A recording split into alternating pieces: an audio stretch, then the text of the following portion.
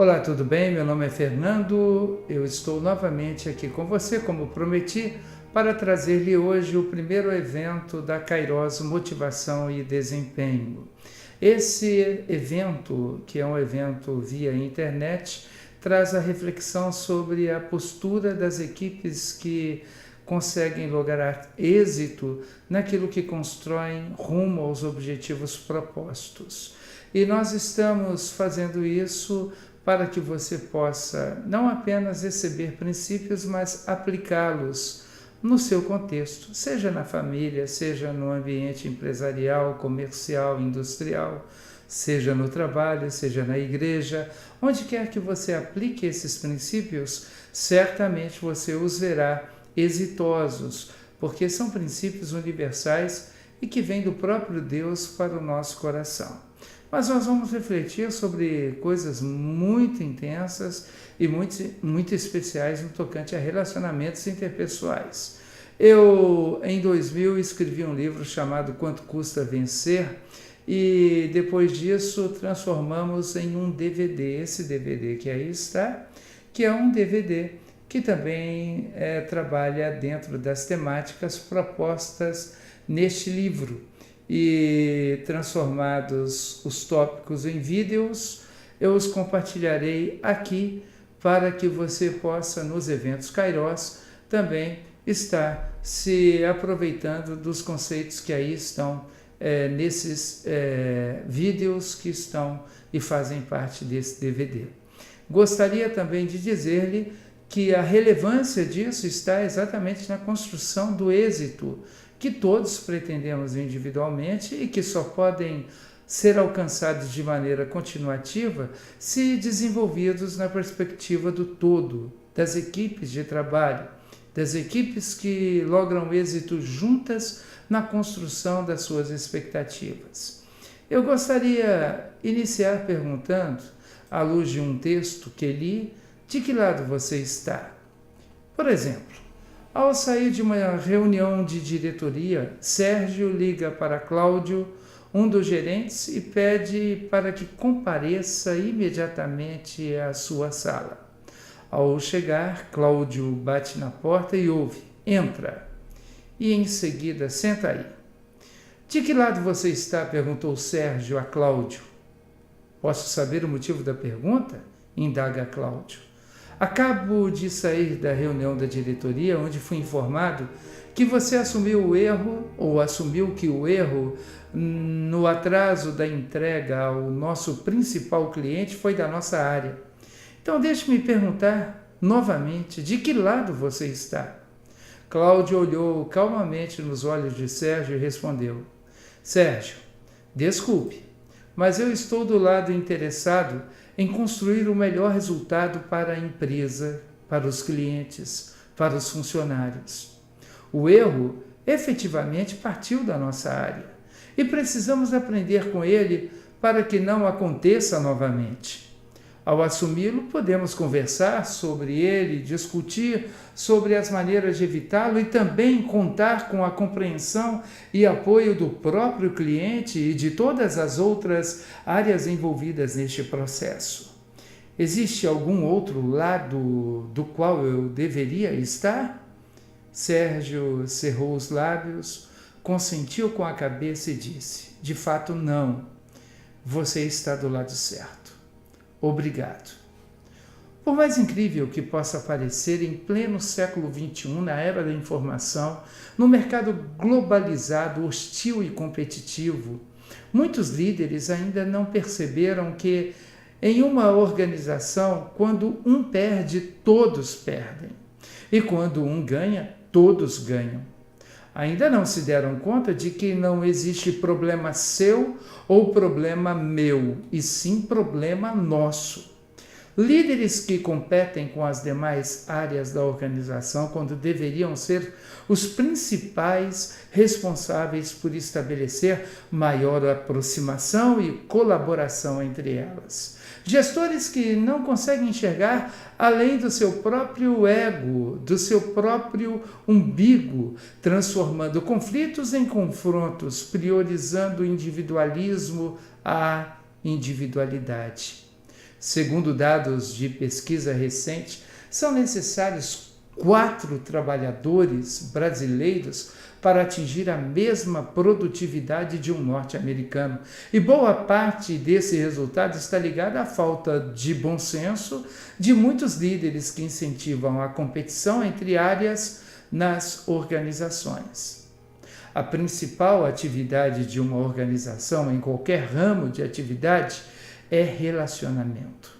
Sem relacionamento, nada acontece. Relacionamentos com pessoas, áreas, clientes, fornecedores, órgãos públicos, etc. Por isso, um dos principais papéis de um líder é atuar como embaixador de relacionamentos, buscando fomentar o espírito de colaboração nessas relações. Por isso, quando alguém vier até você reclamando de uma pessoa ou de uma área, em vez de associar-se à reclamação, busque conhecer melhor a história e os fatos de ambos os lados e promova um ambiente de aproximação e colaboração entre ambos. Escolha, portanto, o lado da colaboração, da contribuição, do espírito de corpo, de equipe, e da conquista dos melhores resultados com pessoas alinhadas e engajadas num único propósito e objetivo, o melhor resultado para todos, porque quando um ganha, todos ganham, quando um perde, todos perdem. Isto está de fato compartilhado dentro do contexto do blog do fabossi.com.br como uma brilhante temática de que lado você está. Também, se você pesquisa em carreiras.empregos.com.br, encontrará um texto por Camila Micheletti, e esse texto ele vai falar também sobre o que realmente é essencial para todas as empresas ou contextos de vida. Seria, por acaso, as finanças? Não. As estratégias? Também não. A tecnologia? Muito menos. O trabalho em equipe continua sendo a vantagem competitiva definitiva, precisamente por ser tão poderoso e, ao mesmo tempo, tão raro. É o que afirma o autor Patrick Lencioni, logo no início do livro Os Desafios das Equipes, da editora Campus. Brian Clegg e Paul Birk, autores do livro Trabalho em Equipe, Motive e Energize Sua Equipe Já, da Quality Mark, completam dizendo que o trabalho em equipe supostamente combina os talentos dos indivíduos para gerar algo mais do que é possível com cada indivíduo tomado em separado. Não há dados que comprovem quando surgiu a ideia de reunir indivíduos em grupos em prol de um objetivo comum, mas sabe-se que essa concepção de equipe existe há muito tempo, desde que se começou a pensar no processo do trabalho. Agora eu, como pastor, preciso lembrar-lhe exatamente que Deus, ao criar todas as coisas, já nos deu o exemplo. Se você ler o livro de Gênesis, verá ali escrito: façamos o homem conforme a nossa imagem e nossa semelhança. Ali está uma expressão trina, uma expressão múltipla, uma expressão de mais atores na criação, no ato criador. Façamos. É uma linguagem plural. Deus ali não diz eu farei, ele diz façamos. E é tão interessante que essa pluralidade é também colocada à prova quando Deus, ao criar o homem, disse: não é bom que o homem esteja só, e fez-lhe uma adjutora idônea, uma auxiliadora idônea, criando a primeira equipe humana, a chamada equipe familiar. Muito bem, com o passar do tempo, nós vamos descobrir que o processo do trabalho em família e em clãs foi sendo cada vez mais exigido e aperfeiçoado. Os professores da Faculdade de Medicina da Universidade Federal de Minas Gerais, Carlos Haroldo Piancastelli, Horácio Pereira de Faria e Marília Rezende da Silveira, do Departamento de Enfermagem Aplicada da mesma universidade, fizeram um artigo sobre o trabalho em equipe. Lá, eles colocam que a ideia de equipe, especialmente no sentido contemporâneo, vem de algumas realidades. Primeiro, da necessidade histórica do homem de somar esforços para alcançar objetivos que, isoladamente, não seriam alcançados ou seriam de forma mais trabalhosa ou inadequada, quem sabe, alcançados. Em segundo lugar, da imposição de que o desenvolvimento e a complexidade do mundo moderno nos tem imposto ao processo de produção, gerando relações de dependência ou interdependência ou complementaridade de conhecimentos e habilidades para o alcance dos objetivos. O trabalho em equipe, portanto, pode ser entendido como uma estratégia concebida pelo homem para melhorar a efetividade do trabalho e elevar o grau de satisfação do trabalhador. É o que afirmam os autores deste estudo. Mas, antes de discutir as questões que envolvem o trabalho em equipe e a importância do mesmo para o sucesso da organização, é preciso diferenciar grupo de equipe. Sim, são duas coisas diferentes. De acordo com Carlos Basso, sócio-diretor da consultoria CR Basso, toda equipe é um grupo, porém nem todo grupo é uma equipe. Grupo é um conjunto de pessoas com objetivos comuns, em geral se reúnem por afinidades, o respeito e os benefícios psicológicos que os membros encontram, em geral, produzem resultados de aceitáveis a bons. No entanto, esse grupo não é uma equipe. Já a equipe é um conjunto de pessoas com objetivos comuns, atuando no cumprimento de metas específicas. A formação da equipe deve sempre considerar as competências individuais necessárias para o desenvolvimento das atividades e o atingimento das metas. O respeito aos princípios da equipe, a interação entre os seus membros e especialmente o reconhecimento da interdependência entre os seus membros no atingimento dos resultados da equipe deve favorecer ainda os resultados das outras equipes e da organização como um todo. É isso que torna o trabalho desse grupo um verdadeiro trabalho em equipe.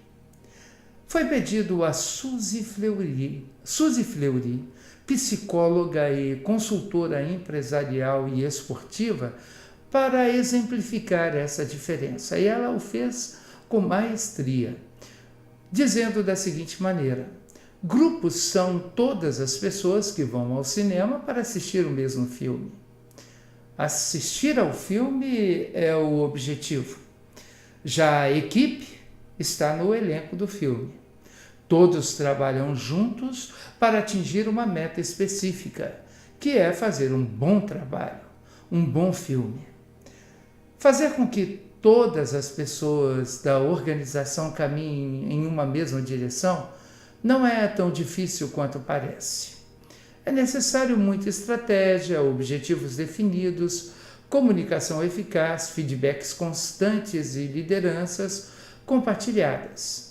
Este é o ideal de toda a equipe e caracteriza a equipe de alta performance, onde todas as potencialidades são usadas da melhor forma. É o que destaca Fátima Mota, professora da ESPM e consultora especializada em desenvolvimento de lideranças e comportamento humano.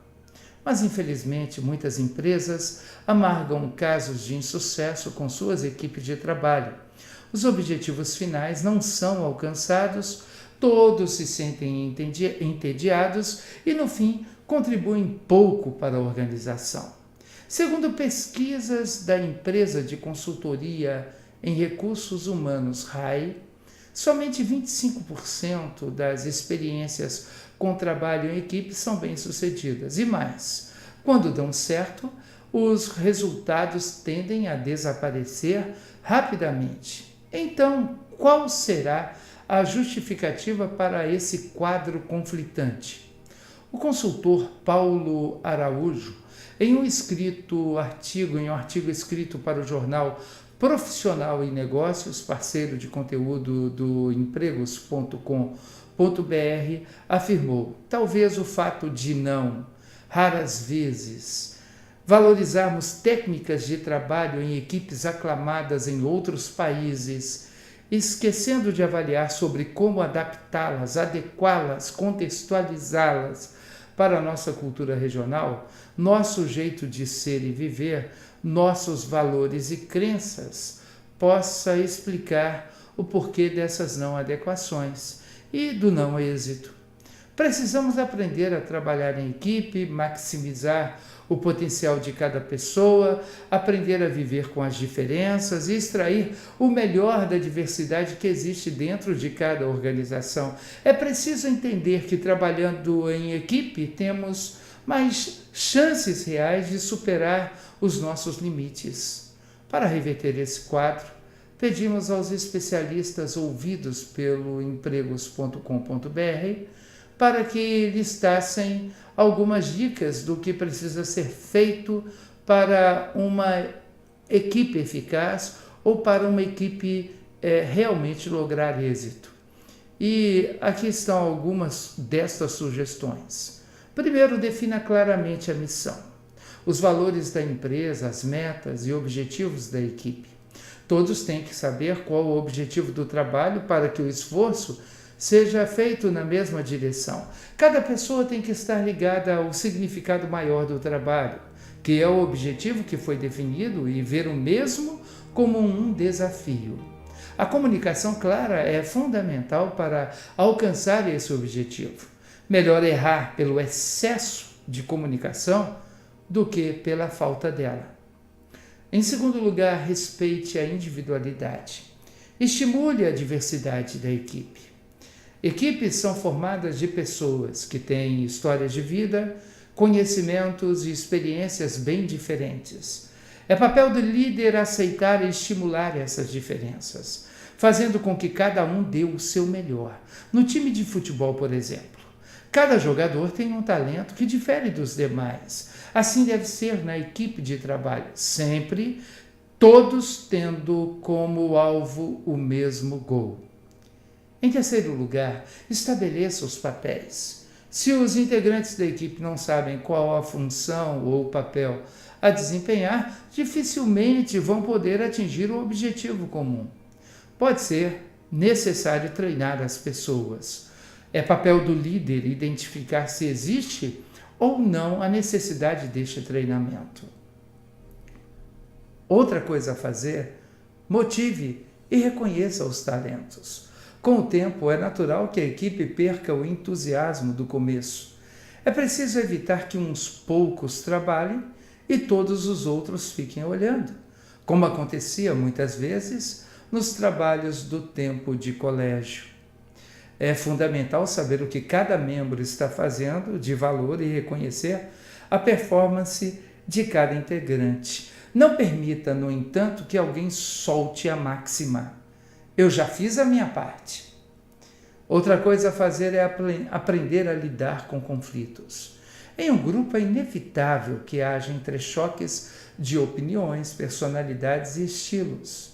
O desafio é saber valorizar a diferença e tornar os inevitáveis conflitos um bom motivo para crescer e superar as adversidades. Lembre-se, cooperar é diferente de competir. Avalie e monitore. O monitoramento do trabalho e dos resultados é fundamental para que cada integrante saiba como está o seu desempenho e em que e como pode melhorar. As informações incompletas podem acabar com o trabalho de qualquer equipe. Lembre-se, uma corrente é tão forte quanto seu elo mais fraco. Compare o membro de uma equipe e o indivíduo isoladamente.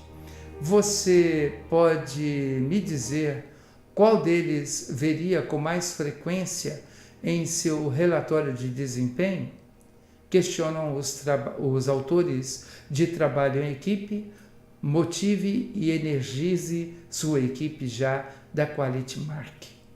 São notórios os benefícios que uma equipe bem afinada pode trazer para a organização. Primeiro, porque uma equipe é formada de pessoas que trazem consigo histórias de vida e competências diferentes, mas que se relacionam.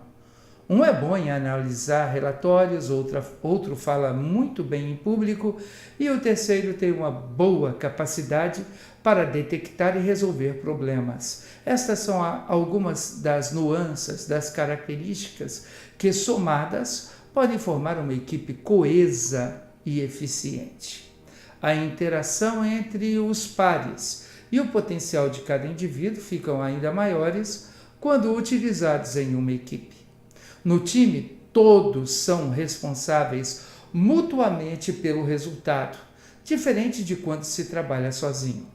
Com o excesso de problemas e a necessidade de responder rápido em várias frentes que as empresas têm hoje, tornou-se quase impossível trabalhar de forma isolada. No esquema de cada um por si, é o que analisa Fátima Mota, da ESPM. Deixa eu dizer uma coisa para você. O livro de Provérbios, na Bíblia, nos diz que a pessoa que se isola insurge contra a verdadeira sabedoria. Até a palavra de Deus diz: é melhor serem dois do que um. Está aí então o desafio de aplicarmos esses conceitos às nossas famílias, às nossas equipes, aos ambientes importantes e prediletos de nossas vidas e histórias que nos conduzirão ao êxito. Muito obrigado pela sua atenção e até a próxima vez em mais um evento este da Kairos Motivação e Desempenho. Eu sou Fernando Alberto e me despeço pedindo a Deus que lhe abençoe intensamente.